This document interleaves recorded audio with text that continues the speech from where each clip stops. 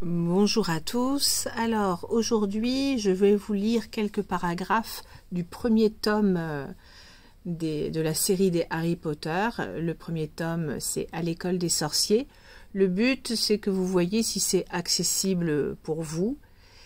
Je vais essayer de lire assez doucement. Je ne vais pas lire trop vite et pour que vous puissiez suivre. Alors, le premier chapitre, le survivant. Monsieur et Mrs. Dursley, qui habitaient au 4 Private Drive, avaient toujours affirmé avec la plus grande fierté qu'ils étaient parfaitement normaux. Merci pour eux.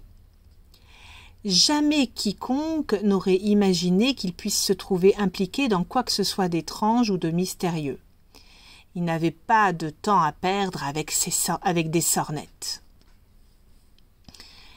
Mrs. Dursley dirigeait la Grunnings, une entreprise qui fabriquait des perceuses. C'était un homme grand et massif qui n'avait pratiquement pas de cou, mais possédait en revanche une moustache de belle taille. Mrs. Dursley, quant à elle, était mince et blonde et disposait d'un cou 2 fois plus long que la moyenne, ce qui lui était fort utile pour espionner ses voisins en regardant par-dessus les clôtures du jardin. Les Dursley avaient un petit garçon prénommé Dudley, et c'était à leurs yeux le plus bel enfant du monde.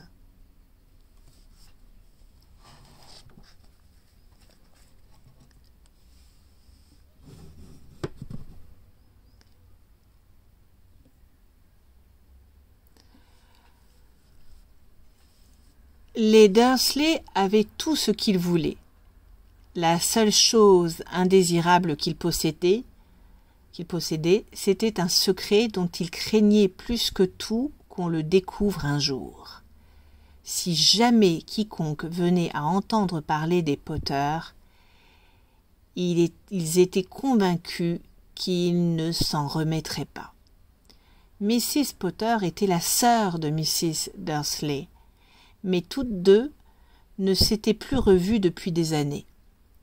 En fait, Mrs. Dursley faisait comme si elle était fille unique. Car sa sœur et son bon à rien de mari étaient aussi éloignés que possible de tout ce qui faisait un Dursley. Les Dursley tremblaient d'épouvante à la pensée de ce que diraient les voisins si par malheur les Potter se montraient dans leur rue.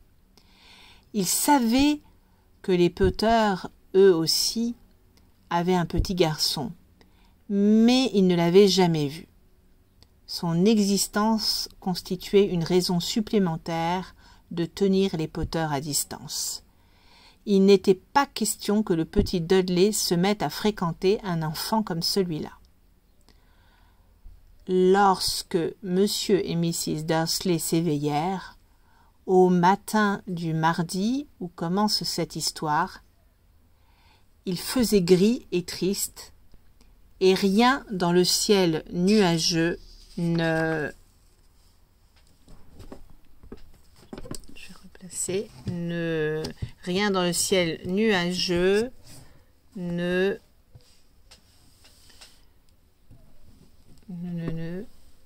Rien dans le ciel nuageux ne laissait prévoir que des choses étranges et mystérieuses allaient bientôt se produire dans tout le pays.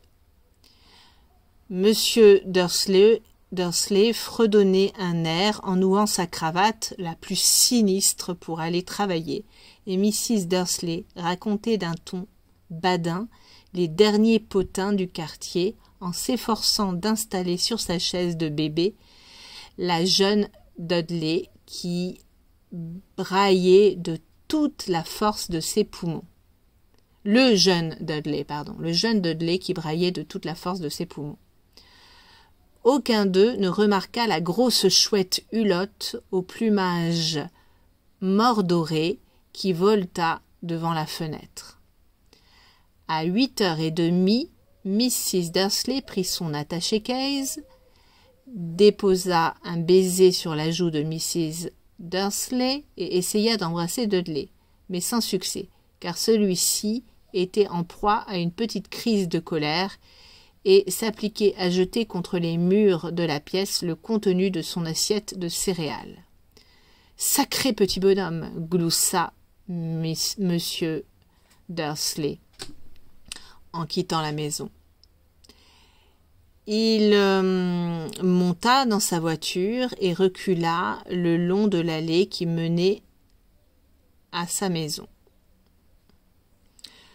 Ce fut au coin de la rue qu'il remarqua pour la première fois un détail insolite. Un chat qui lisait une carte routière. Pendant un instant, M. Dursley ne comprit pas très bien ce qu'il venait de voir. Il tourna alors la tête pour regarder une deuxième fois.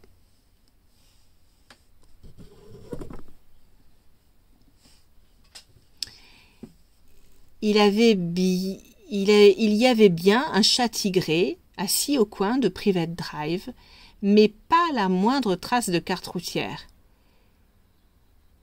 Qu'est-ce qui avait bien pu lui passer par la tête ? Il avait dû se laisser abuser par un reflet de soleil sur le trottoir. Monsieur Dursley cligna des yeux. Monsieur Dursley cligna des yeux et regarda fixement le chat. Celui-ci soutint son regard. Tandis qu'il tournait le coin de la rue et s'engageait sur la route, Monsieur Dursley continua d'observer le chat dans son rétroviseur. L'animal était en train de lire la plaque qui indiquait Private Drive. Mais non, voyons, il ne lisait pas, il regardait la plaque.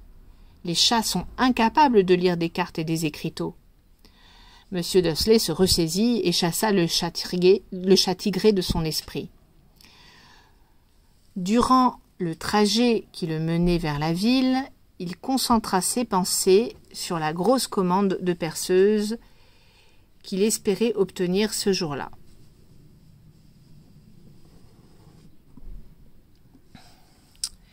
Mais lorsqu'il parvint aux abords de la ville, quelque chose d'autre chassa les perceuses de sa tête. Assis au milieu des habituels embouteillages du matin, il fut bien forcé de remarquer la présence de plusieurs passants vêtus d'une étrange façon. Ils portaient des capes. M. Dursley ne supportait pas les gens qui s'habillaient d'une manière extravagante. Les jeunes avaient parfois de ces accoutrements. Il pensa qu'il s'agissait d'une nouvelle mode particulièrement stupide. Il pianota sur le volant de sa voiture et son regard rencontra un groupe de ces olibrius qui se chuchotaient des choses à l'oreille d'un air surexcité. M. Dursley s'irrita en voyant que 2 d'entre eux n'étaient pas jeunes du tout. Cet homme là-bas était sûrement plus âgé que lui, ce qui ne l'empêchait pas de porter une cape vert émeraude. Une cape vert émeraude. Quelle imprudence! Monsieur Dursley pensa alors qu'il devait y avoir une animation de rue. Ces gens étaient probablement là pour collecter de l'argent au profit d'une œuvre quelconque.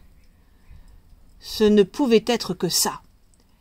La file des voitures se remit en mouvement et quelques minutes plus tard, Monsieur Dursley se rangea dans le parking de la Grunnings. Les perceuses avaient repris leur place dans ses pensées.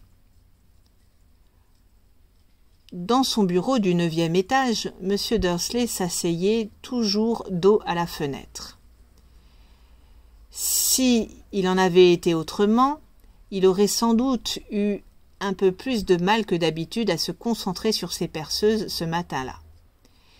Il ne vit pas les hiboux qui volaient à tire-d'aile en plein jour, mais en bas, dans la rue, les passants, eux, les voyaient bel et bien. Bouche bée, ils pointaient le doigt vers le ciel, tandis que les rapaces filaient au-dessus de leur tête. La plupart d'entre eux n'avaient jamais vu de hibou, même la nuit.